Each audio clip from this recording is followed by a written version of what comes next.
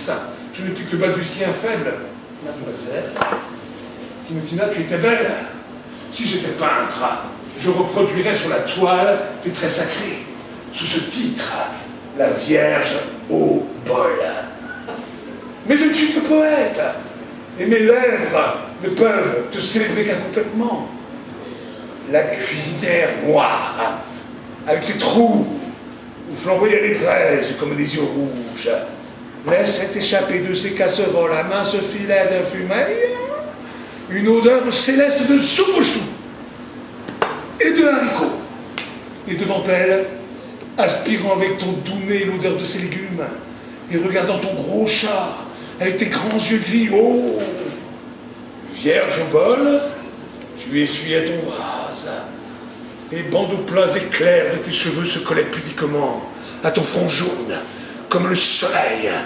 De ton œil courait un sillon bleuâtre jusqu'au milieu de la joue, comme un chant d'un tel chat. Ton nez, plein de l'odeur des légumes, soulevait ses narines délicates. Un mince duvet serpentant sur tes lèvres ne contribuait pas peu à donner une belle énergie à ton visage. Je cherchais vainement tes seins. Tu n'en as pas?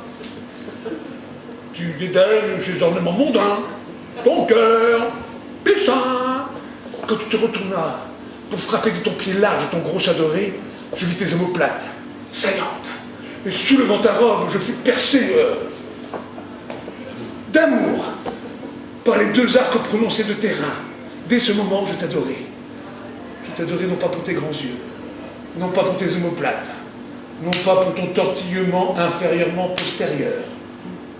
Non, non, ce que j'aime en une femme, en une vierge, c'est la pudeur et la piété. Ce qui me fait bondir. D'amour? Ouais, c'est la modestie sainte. C'est ce que j'adorais en toi, jeune bergère. Je tâchais de lui faire voir ma passion, et du reste de mon cœur me trahissait. Je ne répondais que par des paroles entrecoupées à ses interrogations. Plusieurs fois je lui dis « Madame » au lieu de « Mademoiselle ». Et dans mon trouble, peu à peu, aux accents magiques de sa voix, je me sentis succomber. Aussi, je décidai de m'abandonner, de lâcher tout, et à je ne sais plus quelle interrogation qu'elle m'adressa, je mis une main sur mon cœur. De l'autre, je pris un chapelet, dont je laissais passer la croix blanche, et un œil vers Timotine, l'autre vers le plafond. Je répondis douloureusement et tendrement, comme un cerf à sa biche. Oh oui, mademoiselle Timotina. Miséréré, miséréré. Dans l'œil que je tendais au plafond, tombe tout à coup une goutte de saumure, dégoûtant d'un jambon, planant au-dessus de moi. Et lorsque, rouge de honte, réveillé dans ma passion, je baissai les yeux, je m'aperçus que je n'avais dans la main gauche, au lieu d'un chapelet, qu'un biberon brun. Ma mère me l'avait donné l'an passé, pour le donner au petit de la mère chose. De l'œil que je tendais au plafond découla la saumure amère. Mais de l'œil qui te regardait, ô Timotina, une larme coula. Larme de douleur. Quelque temps, une heure après, quand Timotina m'annonça une collation composée d'une omelette au lard et de haricots, tout ému de ses charmes, je répondis à mi-voix, « Oh, j'ai le cœur si plein, voyez-vous, que cela me ruine l'estomac !» Et je me mis à table. Oh, je le sens encore. Son cœur avait répondu au mien dans son appel. Pendant la courte collation, elle ne mangea pas. Ne trouves-tu pas qu'on sent un goût? Ne trouves-tu pas qu'on sent un goût? Ne trouves-tu pas qu'on sent un goût? Répétait-elle. Son père ne comprenait pas, mais mon cœur le comprit, c'était la rose de Gésée, la rose de David, la rose mystique de l'écriture, c'était elle. Elle se leva brusquement, alla dans un coin de la cuisine, me montrant la double fleur de ses reins. Elle plongea son bras nu dans un teint informe de bottes et de chaussures d'hiver. D'où s'élança son gros chat. Elle jeta le tout dans un vieux placard vide et revint à sa place. Oh, cela sent encore. Oh, cela sent encore. Oui, répondit son père, assez bêtement. Mais il ne pouvait pas comprendre, lui, le profane. Je vis bien que tout ceci n'était dans ma chair vierge que les mouvements intérieurs de sa passion. Je l'adorais, et je savourais avec amour le métolard. Et ma fourchette battait à la mesure. Et sous la table, mes pieds frissonnaient d'aise dans leurs souliers. Mais ce qui me fut comme un trait de lumière, comme un gage de tendresse, comme un diamant. Ouais, de la part de Timotina, ce fut l'obligeance qu'elle eut à mon départ de m'offrir une paire de chaussettes blanches avec ces mots et un sourire. Voulez-vous de ceci pour vos pieds, monsieur Léonard? Voulez-vous de ceci pour vos pieds, monsieur Léonard? Timotina, je t'adore. Toi et ton père. Toi et ton chat.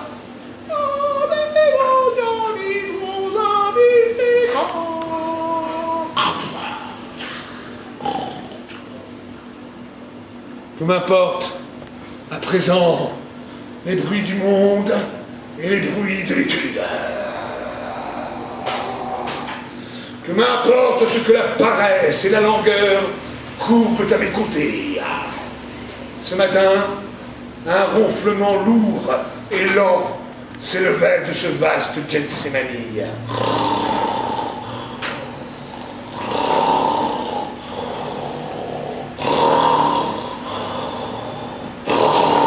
Moi, stoïque, serein et moi, m'élevant au-dessus de tous ces morts, comme le palmier au-dessus des ruines, méprisant les odeurs et les bruits incongrus, je portais ma tête dans ma main et j'écoutais battre mon cœur.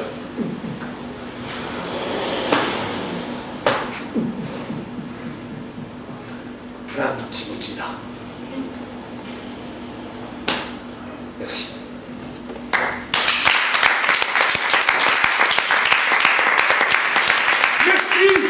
Merci à l'Esprit Saint qui m'a inspiré ces vers charmants. Ces vers, je vais les enchasser dans mon cœur. Et quand le ciel me donnera de revoir Timotina, je les lui offrirai en échange de ses chaussettes. Il y a quelqu'un qui suit quand même. Hein. Je l'ai intitulé La Brise. La brise? Non, la brise. La brise. Bon, d'accord. C'est bon. La brise.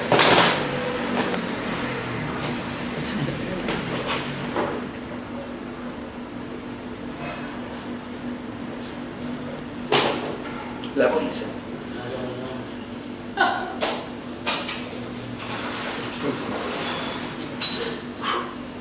La brise.